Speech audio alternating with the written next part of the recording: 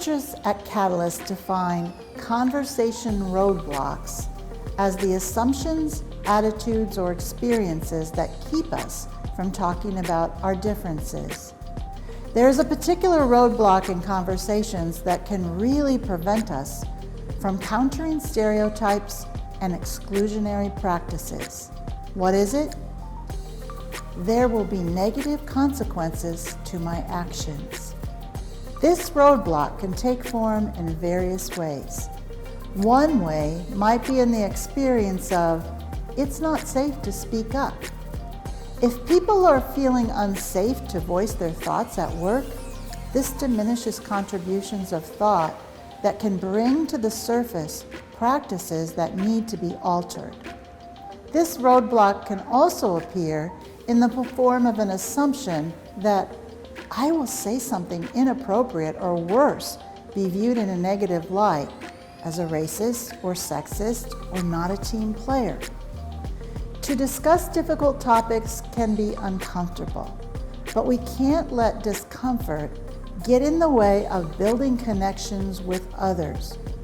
Getting comfortable with being uncomfortable leads to a more inclusive culture if we are willing to take the risk. Additionally, this roadblock can be from having the perspective, people think I'm overly sensitive, and as a result, I feel my experiences are minimized.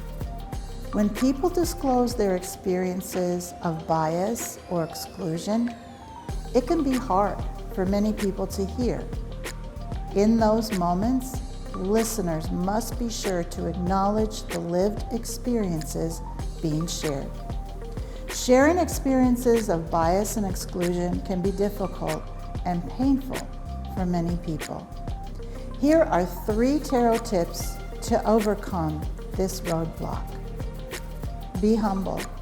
Own up to mistakes and missteps that you've made and learned from. Model the behavior you want to see in others, and they just might do the same. Begin with empathy.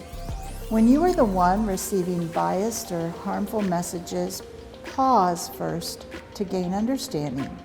You may ask the person, what was your intention in saying that? And share with them the impact it had on you in return. Or you might say, can you clarify? I may have perceived your words in a different way than what you intended.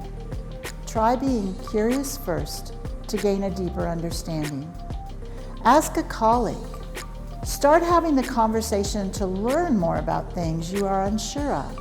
For instance, asking for feedback about the words you use and if they might be hurtful or offensive is one step you can take today.